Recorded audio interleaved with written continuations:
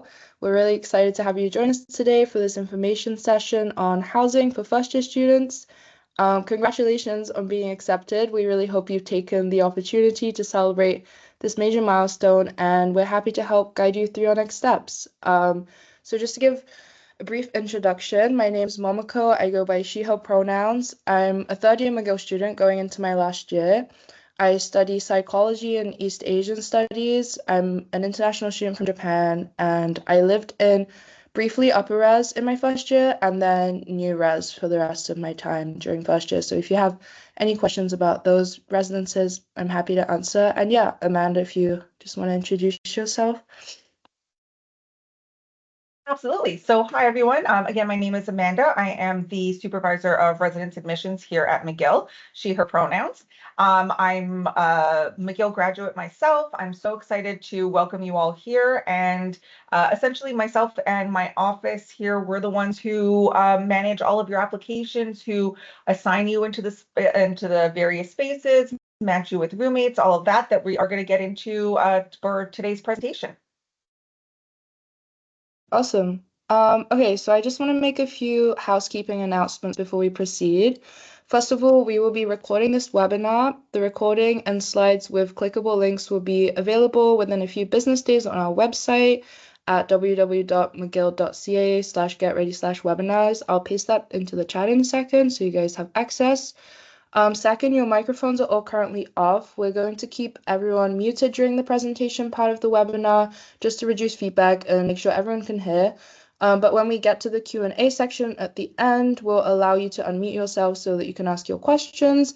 If you don't feel comfortable unmuting yourself, that's totally okay. You can submit your questions in the chat. While Amanda's presenting, I'll do my best to answer questions in the chat. If it's something I don't know the answer to, we'll wait till the end. Amanda's really the expert here.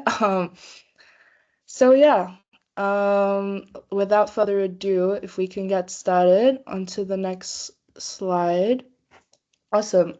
We want to ground today's session with a territorial land acknowledgement. So land acknowledgements might be new to some of you. I just want to clarify what they are. Land acknowledgements bring awareness to Canada's colonial history and acknowledge Indigenous communities who are still active on this land. They also work towards reconciliation between institutions, individuals, and Indigenous communities. If you're interested in learning more about land acknowledgements, Canada's Indigenous communities, and the history of colonialism in Canada, you can visit native-land.ca. And we'd like to acknowledge that McGill University is on land, which has long served as the site of meeting and exchange amongst Indigenous peoples, including the Haudenosaunee and Anishinaabe nations. We acknowledge and thank the diverse Indigenous peoples whose presence marks this territory on which peoples of the world now gather. So the next slide, I'm just going to briefly talk about campus life and engagement. We at Campus Life and Engagement, or CLAY for short, are here to help you build a sense of belonging and connection in the McGill Montreal communities. We do this by helping you prepare for your arrival at McGill. So you'll see us in your inbox on Mondays this summer with emails sort of guiding you through deadlines and important preparations. And we'll also be offering you information on interactive sessions to answer any sort of questions you have. We have a really great team and can be reached also for individual appointments to help navigate support and resources in your first year and beyond. We have a team of Ask McGill student navigators who are there to answer your questions by phone, email, and in person. You'll see them with their sort of signature Ask McGill flag backpacks on campus this August. And yeah, we also help you explore peer support and mentorship programs such as our new Student Buddy program, which is now live for applications. This program, basically you get paired with an upper year McGill student mentor before you even get to McGill, so they can help guide you sort of through the process of transitioning into McGill. I've been part of this program for the past 2 years, and honestly, I find it super, super helpful. Coming into college is such a big transition, and having a mentor really helped me. So personally, really recommend this. And we'll also be putting on lots of activities for you, the biggest and most exciting being orientation this August 25th to 26th. Orientation is always such a great time. I've also been pretty involved with orientation the past 2 years. It's just there's so much going on. You get to meet so many people and learn so much about the school, and it's a really great time. So we're very excited to see you on campus. Um, and yeah, without further ado, I'll hand it over to Amanda, who will talk to you about first year housing. Thank you very much. And thank you to everybody for joining us today, whether you're here during the presentation or if you're just watching this recording after the fact. Thank you for watching it and thank you for learning a little bit more about McGill Residences. Just to give you a brief snapshot about what we're going to be going over today, we're going to talk about why we think that you should choose to live in residences for your first year. A little bit about the different housing options we have, our residence life team and the different support systems that we have for students in residences, the meal plans, the admission process, and lastly, what to do if you have any special accommodation requests. So first and foremost, just to give you a brief overview, we are going to be talking about all the different types of options that we have today, and those are our dormitory, our modern dormitory, our shared residences, and our more budget-friendly options. Ultimately, it's going to be up to you why you choose to live in McGill Residences, but I'd like to give you a couple of things about why I think you should choose to live in residences before we begin at the dormitory style. The first is for convenience. It's close to campus, it's close to your classes, dining halls on site, study spaces, and all of the residence life and student-based activities that we have. The second is community. You'll be living with other students who are also starting fresh like you are, and you'll be supported by a team that is there to help you succeed. And lastly, although not really lastly, just thirdly, our residence life team and our professional staff are there to help support you, to help you connect to other students, and to help you thrive socially and academically throughout the time that you're here in residences. But what I'd like to know, and I'm going to launch another very, very quick poll that I'm going to leave open while I go through the next section, is I'd like to know whether or not you have already confirmed your space in residence or whether you're still waiting. It'll help us with the questions at the end. So feel free to answer this poll while I get into the dormitory style residences. So our dormitory style residences include the upper residences, which are Molson Hall, McConnell Hall, and Gardner Hall. It also includes Douglas Hall, which is also up the hill. We've got Royal Victoria College, and this year we have University Hall. The big commonality between all of these buildings is that they are primarily single occupancy rooms with shared bathrooms, but there are some double rooms in all of these buildings. We just set those aside for those students who would prefer to have those spaces. All of the bathrooms are, as I mentioned, shared, and they are mixed gendered, with the exception of the West Wing of Royal Victoria College, which since the very beginning remains female identifying students only. Um, the other thing that is a commonality between all of these buildings is that they have um, a mandatory meal plan that's associated with it. It's called the All You Care to Eat meal plan, and we're going to talk about that in a few minutes.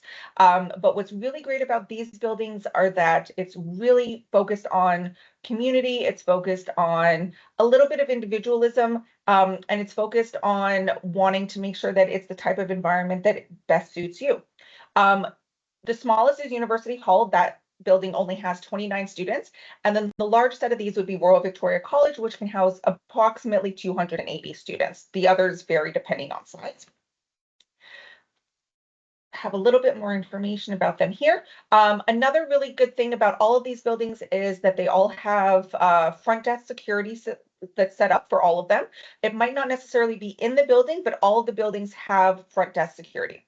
We also use what we call protection services, which are patrolling services that go through all of the buildings that are there to help support and provide a sense of security to all of our students who might need it. It also is the team that's there to help you with lockouts if ever you lock yourself out of your room or out of the building. There is also a dining hall in Royal Victoria College and also in BMH, which we're going to talk about here. BMH is sort of the central building that accommodates the upper residence buildings and Douglas Hall, and there's a cafeteria that's in that building that serves the students that are in McConnell, Molson, Douglas, and Gardner. Douglas, just like RBC, is one of our more historic buildings. So it looks like a castle on the outside and Harry Potter on the inside. And again, primarily single rooms, but there are double rooms in these buildings. And you do have the option to choose one of those two options when you're completing your application. And then, as I mentioned, even though University Hall is one of our smaller buildings, because these are um, up the hill and they are a little bit smaller, it does give you a little bit more of a community vibe if that is what it is that you're looking for. And all of these buildings, again, come with a mandatory residential meal plan, the all you care to eat meal plan. The other option that we have is, or one of the other options rather, is called the modern dormitory style or hotel style buildings. For this, we have three.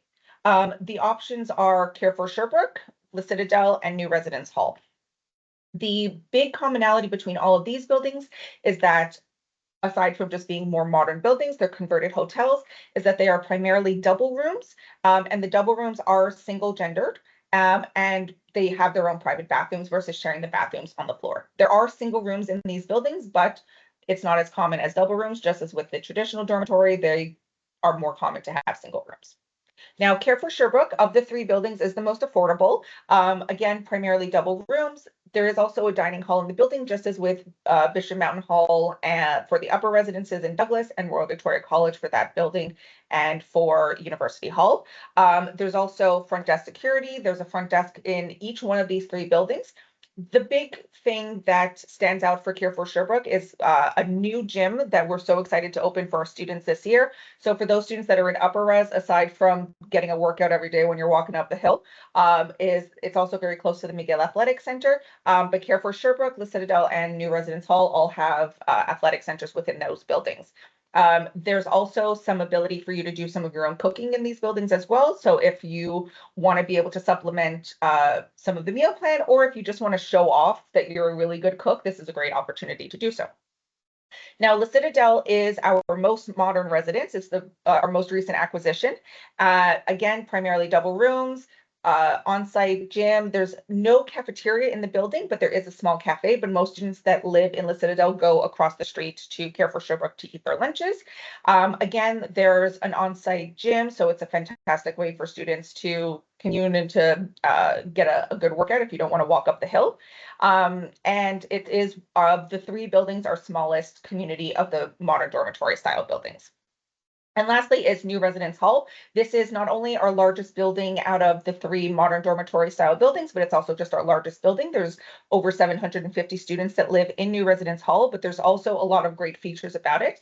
Other than it being primarily double rooms, although single rooms, there is a fitness center. There's access to an underground shopping center, which is also really useful for students who are just looking to either do groceries. There's a movie theater down there. There's some, simple shopping. And one thing that we're really excited about this year is that we're opening up a games room in that building. So it's going to be kind of like an arcade space that'll be for socializing, but also just for gathering. And again, because one of our biggest priorities in residences is community, it's a great way to be able to engage with the rather large community that exists in New Residence Hall. Before I go on to the next one, I'm just going to close this poll, but thank you all very, very, very much for having completed it. I'm going to close it here. Okay. Our third style is what we call shared housing. On our website, you might have also seen something called quiet residences. The shared housing, as well as Douglas Hall, falls under the parameter of quiet residences.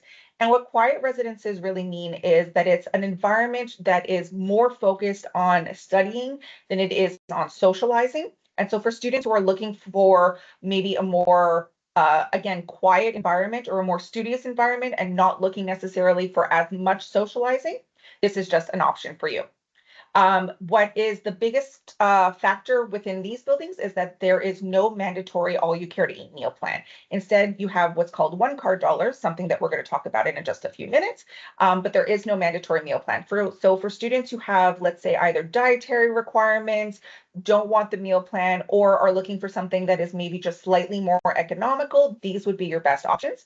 These are all single rooms, but with shared bathrooms. And what's really cool about these houses, I think I have another slide about them. Yeah, what's really cool is that these are quite literally old brownstones. They're the quintessential Montreal house, and they really are houses. So every student has their own room, but then you share the house with other people, and that means you're sharing the living room, the bathrooms, the dining rooms, any of the common spaces, the laundry facilities. So it really is a great sense of community.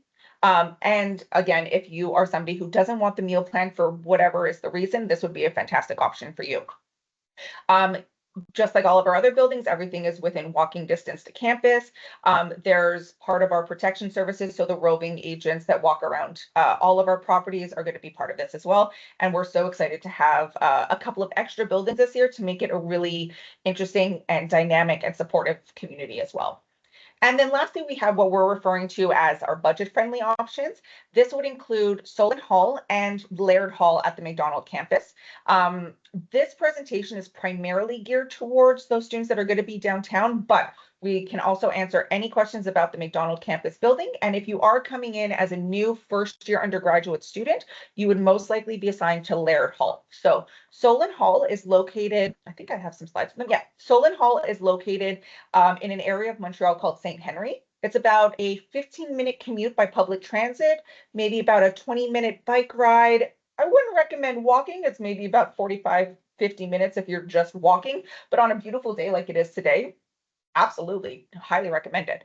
And what's really great about Solon is that it's perfect for those students that are maybe a little bit more independent. And what the Solon is actually a converted chocolate factory. It was a chocolate factory in the 1970s that we've converted into apartments. And so every apartment is 2, 3, or 4 bedroom apartments.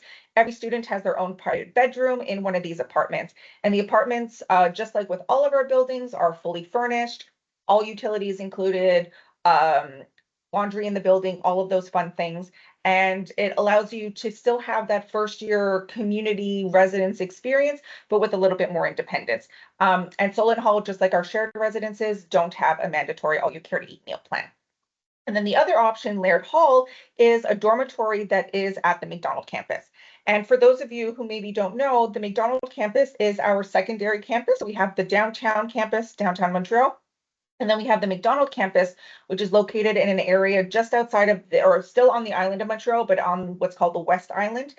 So it's about a 40-minute bus ride, maybe an hour if you're taking public transit.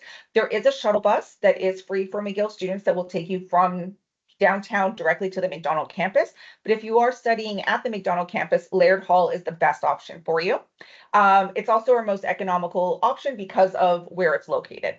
These are a combination of single and double rooms with shared washrooms. So just like our traditional dormitory style buildings like Upper Res or like Douglas, it's that same style building. There is no mandatory meal plan because there's no cafeteria that exists at McDonald campus, but there are still some food service locations. And primarily there's a lot of really great multi-use kitchens for students who want to be able to cook. The other thing that we're not talking about, because I can also kind of see the questions that are popping up, we're not talking too much about graduate residences today, but there is another graduate residence that's at McDonald campus called Eco Residence. And so for our older students who are maybe looking for a graduate student experience, that would be the best option for you. And just as with our other buildings, we also have our own security services that work to help support our students. Before we continue, one more poll. I know how much everybody's just been enjoying the poll. So I'm so curious, based on what I've told you, and I'm assuming a lot of you have also done a little bit of your own research. I'm curious to know, what are your top choices? So you can pick one, you can pick multiple, whatever is for you. Where is it that you are most keen to live? So while you're answering that poll, I'm going to talk a little bit about the community support that we have in residences. So living in a residence isn't just about the building itself. It's about the experience that you have in your first year. So we have our residence life team that is made up of upper year students. We call them residence life facilitators that are there who host events. They help answer questions for students, and they help connect you to the various McGill resources that are available, including but not limited to those that are at campus life and engagement. We also have what we call residence life managers, who are full-time staff who work to support the residence life facilitators, and they help ensure community living guidelines. We also have what we call a local wellness advisor, or an LWA. And LWAs are mental health professionals that are designated specific cohorts. So you might have a local wellness advisor for the Faculty of Arts, or the Faculty of Medicine, or the Faculty of Engineering. But we in residences have one that is specifically for resident students. It's another perk of living in residences, if you would. And we also have a registered dietitian who's there to help support students who maybe have any dietary concerns or any allergies or anything that they might need a little bit of additional support or help with guidance when it comes to eating for the next 8 months. Let's go to the next slide. So as I mentioned, most of our buildings, so the modern dormitory buildings, the traditional dormitory style buildings, all of those have what we call an all you care to eat meal plan. We specifically call it the all you care to eat versus the all you can eat, because we don't want to challenge you to eat us out of house at home, but it really is an opportunity for you to get as much as you as an individual need in order to go about your day. So students that are living in residence with a mandatory meal plan have unlimited access to the 4 campus dining halls. And I mentioned them before. So we've got Royal Victoria College, New Residence Hall, Bishop Mountain Hall, and Care for Sherbrooke. Those are the 4 residential dining halls. And you have them for the entire duration of your lease. So from August when you move in until the end of your lease at the beginning of May. Using your ID card, you can scan yourself into any dining hall during the opening hours as often as you like, whether you're there for a snack, for a full meal, or to just grab something in between classes. This offers you convenience and flexibility and promotes food security by ensuring that all of our students always have access to satisfying, nutritious meals without worrying about budgeting or running out of meal plan money. Additionally, the dine-in aspect of the meal plan fosters social connection. So it's a great way, especially at the beginning of the year, to meet with your peers, to meet with people from your classes or from people within your building. Because the dining halls are really, it's a watering hole. It's where everybody goes to start to interact with your new friends. And the dining hall menus rotate regularly, so you'll never get bored. And we feature a wide variety of freshly prepared options. A lot of the produce that we serve in our cafeterias is actually grown at the McDonald campus, where the Faculty of Agriculture is. It's basically the core principle that guides our dining hall menus. We want to ensure that all of the food that we put out is fresh, local, and from scratch, and with a really strong emphasis on sustainability. In terms of dietary accommodation that you might need, we do have the email address here for askadietitian.shhs@mcgill.ca. Our dietitian, Anna, she's one of the best. Not only is she one of the nicest people in the world, she really is, but she's also there to really help support any of our students who have any dietary requirements. So we are committed to offering meals that cater to a variety of different dietary needs, whether you are vegan, vegetarian, if you need options that are made without gluten, if you have any religious-based dietary requirements, kosher or halal, or whether you just have dietary needs that are unique to you. This does not include anaphylactic allergies, which are part of the application process, so that you can let us know if there's anything that we should really, really be aware of. But for students with severe, complex, or life-threatening allergies, it is absolutely essential that you reach out to Anna at askadietitian.shhs@mcgill.ca. For those cases, we might recommend that you just take one of the shared houses, like I mentioned before, or one of the options that don't come with the mandatory meal plan, because we might not necessarily be able to meet your specific demands or your specific needs, and we want to make sure that you are safe for the entire duration of your lease as well. And we want to make sure that you have access to a kitchen so you can get the nutritional needs that you need while you're here in residences. And lastly, for the meal plan, we have what we call one card dollars. So one card dollars is an account that exists on your McGill ID card. Your McGill ID card is what you're going to get when you first move into residences or when you first arrive at McGill. And your ID card itself is used for, it's basically like your McGill passport. You're going to use it for building access, for library, for when you go to take an exam. But your one card is an account that all students, whether you have the meal plan or not, you can use for a number of different things on campus. Now, if you do have the all you care to eat meal plan, this is a great way for you to be able to use your funds, let's say in our campus store, on vending machines, or any of the other dining locations that we have throughout campus that aren't the meal plan or that aren't the dining halls in residences. But for those of you who don't have the mandatory meal plan, if you are living in one of the shared houses and you still want to go and have lunch with your friends or dinner with some new friends, you can use your one card dollars to eat in any of the residential dining halls as well. So the one card dollars are a great option for you, or a great opportunity rather, for you to have the flexibility of a meal plan if you don't have one and still be able to access everything. And then if you do have the meal plan, the one card dollars, it basically allows you to travel around campus without ever having to worry about having extra cash on you or anything like that. Now, hopefully by this point, I've convinced you to live in residences. That's the point of this. We want to make sure that you live in residences. We want to make sure that you have a great time for your first year. So I want to talk a little bit about how simple it is to complete an application to live in residences for your first year. So step one is to be able to access the application. On your initial application to McGill, when you first applied to McGill, you had the option to indicate whether or not you're interested in housing. I'm also just going to close this poll while I have that open. There we go. So if you did indicate that you were interested in housing on your initial application, once you accept an offer to McGill, you should inherently have access to the housing application on Minerva. If you did not indicate that you were interested in housing on your initial application to McGill, but you are interested now, not a problem. You just have to reach out to us and we can absolutely give you that access. You can contact us by email, which we will have on the very, very last slide. We'll have our contact information there. You just have to let us know that you are interested in housing and we can go ahead and set that up for you really, really quickly.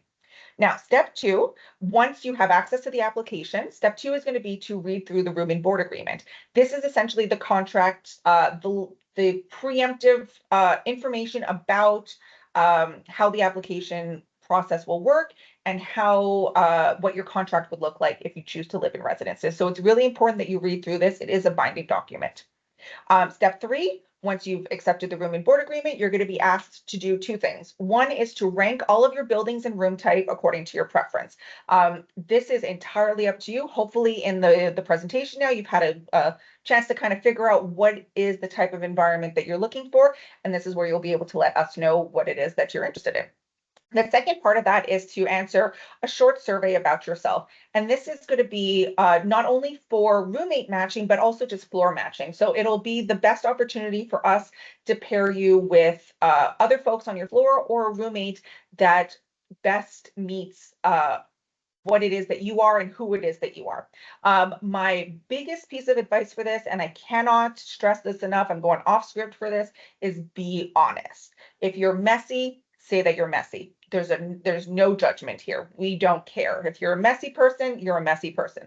If you're an absolute neat and tidy and orderly person, let us know about that, because we'd rather pair you with somebody who's compatible than have to navigate you through conflict afterwards. So just be honest. And then part four is the actual housing lottery. So in case you aren't aware, we don't do applications here on a first come, first served basis. It is by lottery. So just make sure that you complete the application by the deadline, which is June 20th, 2025. As long as you complete your application by the deadline, if you are a first year student, you will be guaranteed a space. If you don't complete the application by June 20th for whatever reason, reach out to us afterwards and we will do our best to accommodate you regardless. But if you want to make sure that you go through the lottery, make sure that you complete your application by June 20th. After the lottery has run, give or take about a week afterwards, students will start to find out where they've been assigned. You're not going to find out the specific room number, but you will find out the building and the room type. So for example, you'll find out that you've been assigned to New Residence Hall in a single room, like the one behind me, or a double room. You'll actually find out what your specific room number is only slightly before you actually move in, which will be the August 23rd, 24th weekend, right before the orientation events. And you'll find that out by getting a copy of your lease, which we will send to you by email before you move in. So that's it. I talked for 5 minutes, but really the application process is a clean, simple snap.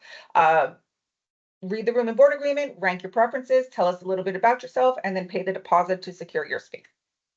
And then we look forward to welcoming you in.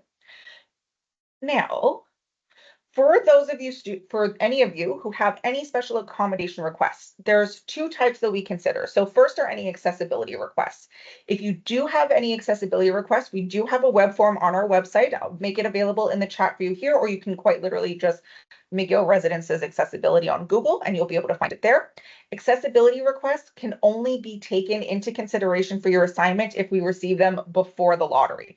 There's also reminders about it when you're completing the application itself, reminding you that if you have any accessibility requests, anything that we need to know to be able to assign you to a space that meets your particular needs, you have to let us know about it before the lottery, because after the lottery, it might be too late and we might not be able to accommodate you.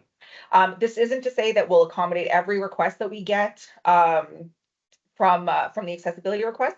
We do prioritize them on a needs basis, but we will do our best to accommodate every single request that we get, and we will read through every single one. So if you do have something that you feel that you need to let us know about, please complete that before the lottery. And then after the lottery happens and you find out what building and what room type you've been assigned to, we are so happy to put people who want to be roommates together. So whether it's a friend that you've met on any of the Meet McGill events or any of these orientation events, or whether it's somebody that you've met on social media, or whether it's somebody from your hometown or your home high school, anything like that, if you want to be roommates, it's less work for us. We're so happy to put people who want to be together. So after the lottery, we're going to have a roommate request form. The only requirement is that you have to be assigned to the same building, and you have to be you both have to approve it. So we have to make sure that if person A and person B want to be roommates, person A and person B both have to submit roommate requests. But other than that, we're so happy to put people together. And lastly, before I hand it back over to Momoko, we just want to let students know, because this is something that comes up every year. Residences are guaranteed for your first year, but it doesn't mean that you have to stop living in residences after your first year. So after your first year, if you're still interested in living in residences, we do have upper year and graduate housing for our students. They are fully furnished, all utilities included, and it really helps with the apartment search. So if you are somebody who's doing a lot of extracurriculars, or you just want to focus on your studies and on your life, and you don't want to have to bother with the whole apartment searching, this is a great opportunity for you. It allows you to remain in the community. It allows you to be super close to campus and sort of just have all of everything just easy peasy for you, rather than having to stress about it. But if you are interested in living off campus and moving out with friends, we've got a lot of resources that we in residences provide to students to help you navigate moving out of residences into Montreal for your second year. But for those of you who would rather just live in residences for your duration of your studies, we'd be more than happy to have you. And that's the end of my presentation for today. So I'm going to hand it back to Momoko, and then we'll open it up at the end for questions. So thank you all so much. Awesome. Thank you so much for that, Amanda. That was super informative. So yeah, before we get to questions, we hope you found this session helpful today. I just wanted to share with you the schedule for our upcoming webinars. We'll be having webinars on accessibility and accommodation, student rights, healthcare, academic culture. So yeah, join us for these interactive sessions. We're also happy to announce that we're holding 2 student panels this summer, What I Wish I'd Known and Coming to Montreal as Me. So at these student panels, you'll be able to ask questions to a group of current McGill students, and I think it's a great way to find out more about the school. I joined a bunch of webinars before I came to McGill, and it really helped me sort of ease my nerves about the big transition. So yeah, I really recommend attending these webinars. The link will be in the slides to register. And then the next slide. Awesome. We'll also be hosting webinars on course registration from May 20th to May 23rd. So if you're unsure whether you're U1 or U0 student, how advising works, how to choose your classes, how to register for your classes on Minerva, how to navigate the course catalog online. Any of these questions, join us for a 2-part virtual session where we at Clay and a representative from your faculty or school will sort of walk you through the registration process, which can be very overwhelming and confusing. So I really also recommend to attend the course registration webinars. They will be recorded and uploaded online too. Awesome. And then the next slide, thank you. We also have McGill Essentials on my courses. This is live now. You can watch short video primers on a bunch of topics that you might have questions about. And yeah, it just sort of helps you start McGill with a peace of mind that you have the information you need. So check that out too. And finally, last slide, sorry, before we get to questions. Please don't hesitate to reach out to us at Clay if you have any other questions, and be sure to join dedicated social media groups for new students. We have a Facebook group and a Discord server, both of which are linked in this slide. They're pretty active as of now. We have staff monitoring both groups during the day, so if you have a question and need a pretty speedy response, I really recommend asking questions in these groups. And we also have the contact slide for student housing on the next slide. Awesome. So if you have housing or dining services related questions, this is your contact for that. And yeah, thank you so much for your time and attention today. And now it's time for questions.